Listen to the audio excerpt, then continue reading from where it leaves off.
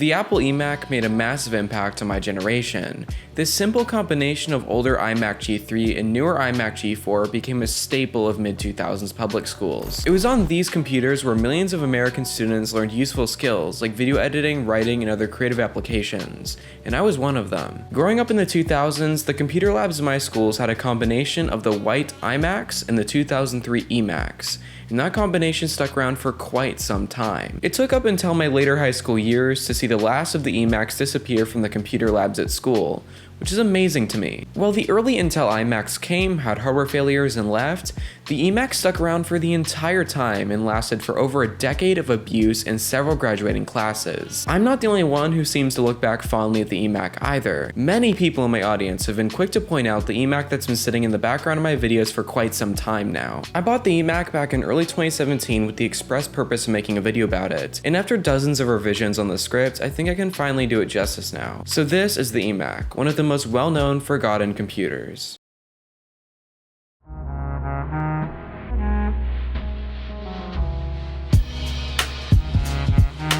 The eMac was designed with education in mind, but it wasn't only for education either. The eMac was made exclusive to schools for the first year of its life, but afterwards was sold to consumers as well as a cheaper version of the iMac G4. My specific eMac is one of the most common ones to find in schools. It's a 2003 1GHz model, and it's actually packing some pretty decent specs considering what it's made for. Considering these had to keep up with students editing video, photo, and other complex workloads, these Macs came powered with a 1GHz PowerPC G4 processor, along with 1GB of SD RAM, 32MB of ATI Radeon 7500 graphics, and a 40GB hard drive. The CRTs in these things were something of beauty as well. Despite being behind a thick layer of glass as a durability measure, at a resolution of 1280x960, they still look great. On the side of the eMac, you have the USB 1.1 ports, dual FireWire 400 ports, a phone jack for dial-up, and Ethernet, though these also did come equipped with Wi-Fi as well. Even the speakers are high quality. I played some music through them and it didn't sound half bad.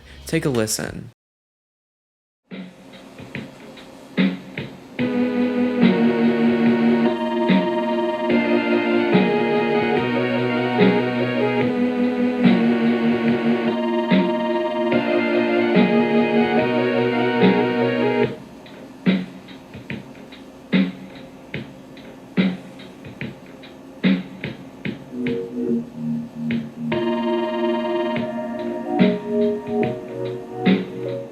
In terms of software, the eMac caps out at Mac OS X 10.5 Leopard, which is pretty ancient at this point. Thankfully, the basics are still possible with web browsers like 10.4 10.4 is essentially a port of modern Firefox made to work on older PowerPC Macs, and it does a really good job. Daily use things like Discord, Twitter, and Google Drive are still usable as long as you have a lot of patience. When it comes to YouTube, things are a different story.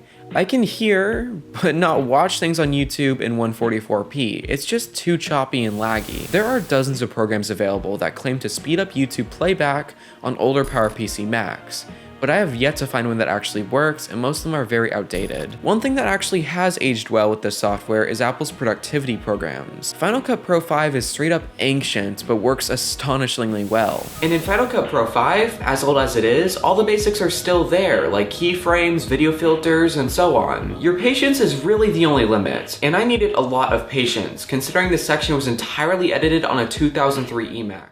All around, the eMac was a better machine than any student really could have asked for in the early to mid 2000s. Unlike the Windows XP counterparts, the eMac was more refined and easier to approach for younger students. From design to software, this was a fantastic alternative to the iMac G4, assuming you have an insane amount of desk space, as the CRT is fat, heavy, and cumbersome. Anyway, that'll be it for this video. Do you have any memories of the eMac at school or at home? I'd love to hear your comments down below. Remember to like and subscribe and turn on notifications, as YouTube is ridiculous.